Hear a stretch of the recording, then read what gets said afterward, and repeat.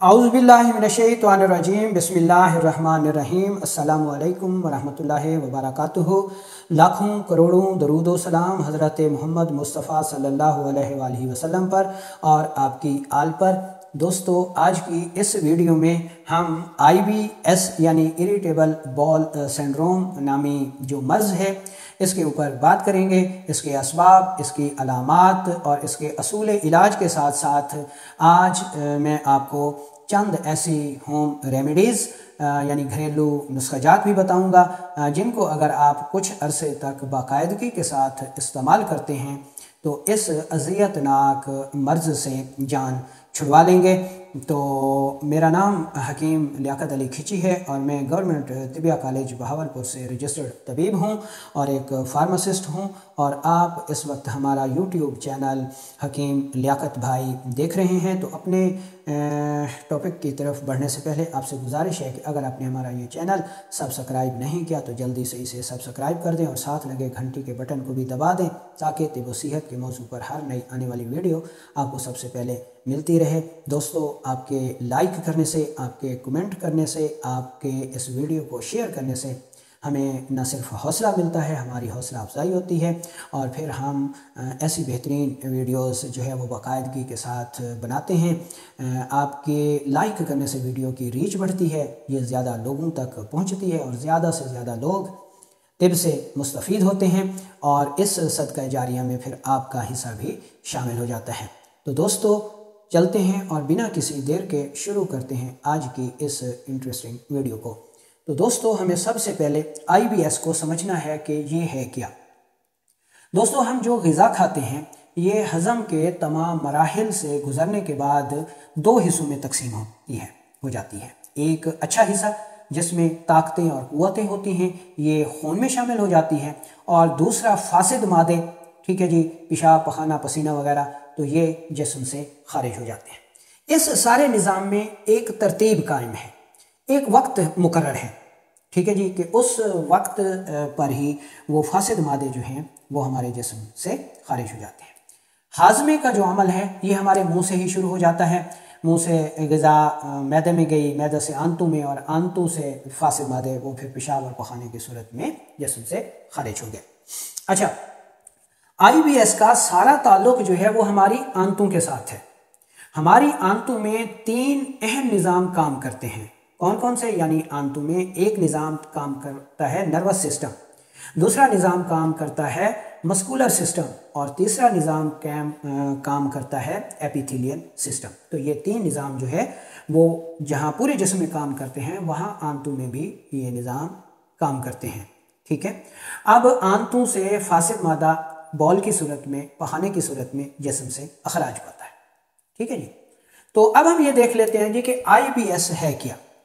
IBS की जो बड़ी अलामात हैं उनमें पहले नंबर पर लूज मोशन है, दूसरे नंबर पर शदीद कब्ज़ है या फिर पखाने के साथ खून का आना है, या फिर खाना खाते ही मैदे में शदीद दर्द का होना है। इसी तरह इसकी आगे की अलामत देखें तो बाज़ औक़ात पेचिश हो जाती है, मरोड़दार दर्द होता है और थोड़ा थोड़ा पेशाब यानी पखाना जो है वो बार बार आता है कि फ़रागत नहीं होती। अभी इंसान वाशरूम से होके आया तो उसको फिर महसूस होता है जी कि वाशरूम आया हुआ है, तो वो फिर जाता है, फिर आता है, फिर जाता है। तो ये सारी अलामात जो हैं ये IBS की हैं।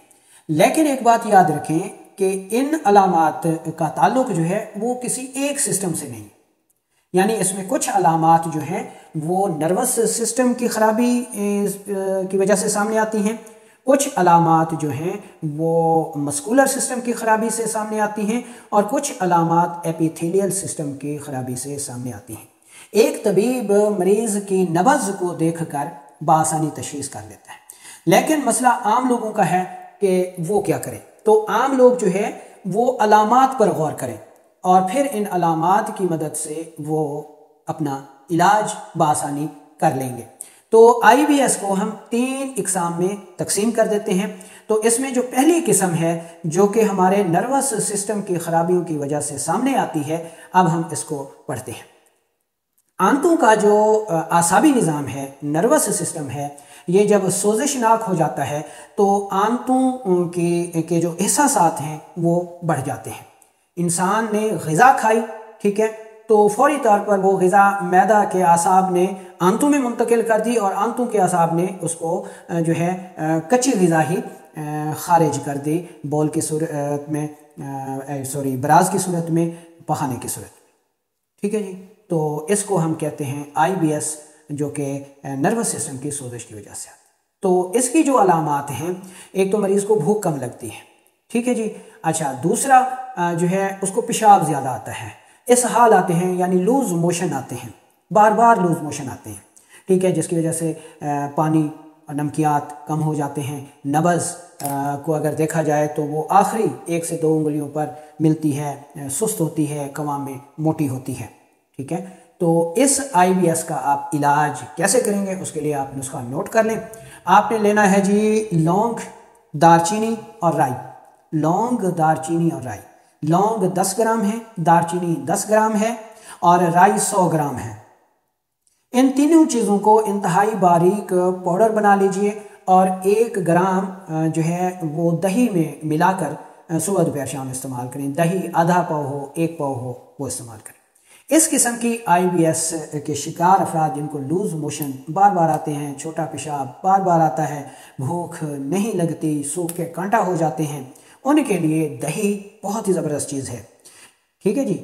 تو یہ چیزیں ہیں، اور جو غذائیں آپ نے نہیں کھانی ان میں چاول ہے، ان میں دودھ ہے، ان میں بیکری کی مصنوعات ہیں، ٹھیک ہے، تو یہ غذائیں آپ نے بند کر دینی ہیں۔ اچھا، اب آ جاتی ہے جی آئی بی ایس کی دوسری قسم، جو کہ مسکولر سسٹم کی خرابیوں کی وجہ سے سامنے آتی ہے۔ اس کی اہم علامات میں یہ ہوتا ہے کہ مریض نے غذا کھائی، جیسے ہی غذا معدے میں پہنچی اس کو شدید درد شروع ہو گیا، جو کہ 2 سے 3 گھنٹے تک رہتا ہے، یعنی اس وقت تک رہتا ہے جب تک غذا معدے سے نکل کر آنتوں میں نہیں آ جاتی۔ شدید درد اور بے چینی برقرار رہتی ہے، مریض کو 1 منٹ کے لیے بھی چین نہیں ہوتا، یا پھر جو ہے معدے میں زخم ہو جاتا ہے، جیسے غذا کھائی معدے میں جلن شروع ہو گئی، ٹھیک ہے، یا پھر شدید قبض ہو گئی، یا پھر پخانے کے ساتھ خون آیا کرتا ہے، جس کو مریض بواسیر خونی خیال کرتا ہے، لیکن یہ بواسیر خونی سے الگ چیز ہے۔ تو آئی بی ایس کی اس قسم کا جو تعلق ہے وہ ہمارے مسکولر سسٹم کی سوزش کی وجہ سے ہوتا ہے۔ اس میں جو علامات آتی ہیں وہ یہی ہوتی ہیں، جو کہ شدید گیس ہوتی ہے، قبض ہوتی ہے، معدے کے مقام پر درد ہوتا ہے، غذا کھاتے ہی معدے میں شدید درد شروع ہوتا ہے، جو کہ 3 سے 4 گھنٹے تک برقرار رہتا ہے، ٹھیک ہے جی، اور پخانہ کرتے وقت خون آتا ہے، بعض اوقات چھوٹے پیشاب میں بھی خون آ جاتا ہے۔ تو یہ علامات ہو گئیں اس آئی بی ایس کی جس کا تعلق مسکولر سسٹم کی سوزش سے ہوتا ہے۔ ایسے مریضوں کی نبض حرکت میں تیز ہوتی ہے، بلند ہوتی ہے، اوپر ہی آپ 4 انگلیاں رکھیں گے تو ٹھوکر لگائے گی، ٹھیک ہے نا جی۔ تو اس کا علاج آپ نے کیسے کرنا ہے، ٹھیک ہے جی۔ اس کے علاج میں آپ نے ہر قسم کی ترش تیزابی غذائیں بند کر دینی ہیں۔ آئی بی ایس کی اس قسم میں آپ نے دہی، لسی ہرگز استعمال نہیں کرنی، کولا مشروبات ہرگز استعمال نہیں کرنے، فاسٹ فوڈ، برگر، شوارما، مچھلی، بڑا گوشت، آلو، مٹر، چنے کی دال، سیب، فالسا، آلو بخارا، ان کو استعمال نہیں کرنا، ورنہ شفا کو بھول جائیں۔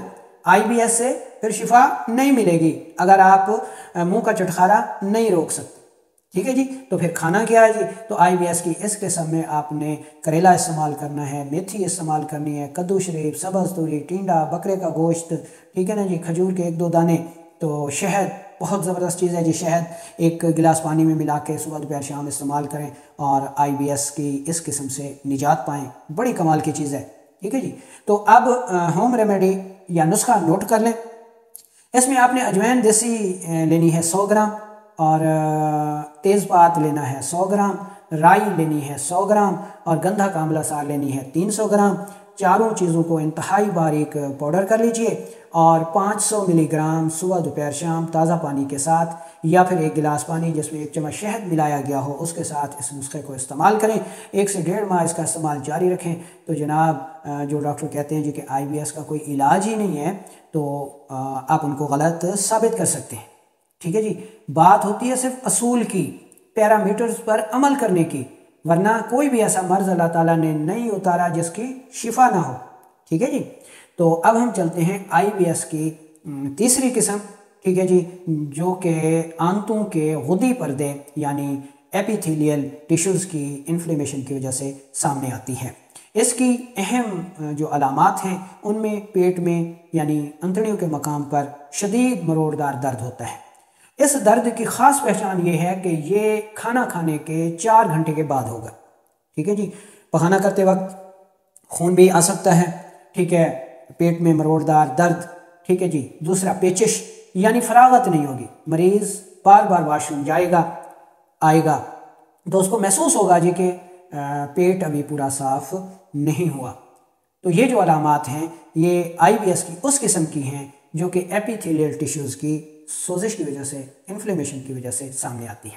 ایسے مریضوں کا قارورہ جو ہے وہ زردی مائل آتا ہے، مقدار میں تھوڑا قطرہ قطرہ جلن کے ساتھ، عموماً بلڈ پریشر بھی بڑھ جاتا ہے، ٹھیک ہے جی۔ پخانہ پیچش نما آتا ہے، تو یہ اس کی اہم علامات ہوں گی۔ ایسے مریضوں کی نبض معتدل چلتی ہے، یعنی حرکت میں تیز ہوگی لیکن نرم ہوگی، قوام میں دبانے سے دب جائے گی، 4 انگلیوں پر ملے گی، یہ اس کی پہچان ہے۔ تو اب ہم چلتے ہیں اس کے اصول علاج کی طرف، لیکن اس سے پہلے آپ نے ہر قسم کی گرم غذائیں، بکرے کا گوشت، مرغی کا گوشت، اخروٹ، پستہ، ٹھیک ہے جی، ان چیزوں کو بند کر دینا ہے۔ کریلا، میتھی، پالک، ساگ، ان کو بند کر دینا ہے۔ تو پھر کھانا کیا ہے جی؟ کدو ہے، سبز توری ہے، ٹینڈا ہے، چکوترا ہے، گاجر ہے، مولی ہے، شلجم ہے، مونگرے ہیں، ٹھیک ہے جی۔ سری پائے کا گوشت ہو گیا، جانور کا مغز ہو گیا، مکھن ہو گیا، دودھ ہو گیا۔ تو یہ غذائیں آپ نے بکثرت استعمال کرنی ہے۔ تو اب آئی بی ایس کی اس قسم کی ہوم ریمیڈی نسخہ جو کہ آپ گھر پر تیار کر سکتے ہیں اس کو نوٹ کر لیں۔ تو اس میں ایک چیز آپ نے لینی ہے سہاگا، ٹھیک ہے جی۔ دوسری چیز آپ نے لینی ہے ملٹھی، اور تیسری چیز گندھا کاملا سات۔ تینوں چیزیں برابر وزن لے کر انتہائی باریک پاؤڈر کر لیجئے، اور چمچ کا 1/4 حصہ صبح دوپہر شام دودھ کے ساتھ استعمال کیجئے۔ تو جناب آئی بی ایس کی جو یہ قسم ہے وہ انشاءاللہ ٹھیک ہو جائے گی اور آپ کو صحت مل جائے گی۔ تو ہماری دعا ہے جی کہ اللہ تعالیٰ آپ کو شفائے کاملہ عاجلہ عطا فرمائے۔ یہ بہت ہی اذیتناک مرض ہے، کیونکہ نظام انہضام کا سسٹم بگڑ جاتا ہے، غذا ہضم نہیں ہوتی، خون نہیں بنتا، طاقت نہیں بنتی، انسان ہڈیوں کا ڈھانچہ بن جاتا ہے، ٹھیک ہے جی۔ اچھی سے اچھی غذا کھاتا ہے لیکن پھر بھی جو ہے گوشت نام کی، رونق نام کی کوئی چیز نہ جسم پہ ہوتی ہے نہ چہرے پہ ہوتی ہے۔ اچھا، بعض اوقات بہت سارے احباب کہتے ہیں جی کہ یہ نسخہ جو ہے وہ خاصا مشکل ان کو لگتا ہے جی کہ سہاگا اور یہ، ٹھیک ہے۔ تو آپ کو اس کی جگہ ایک اچھا اور سادہ نسخہ بتا دیتا ہوں کہ آپ نے دھنیا لینی ہے، دھنیا خشک، ٹھیک ہے جی۔ دھنیا خشک آپ نے 100 گرام لینی ہے، اس کو انتہائی باریک پاؤڈر کر لیجئے۔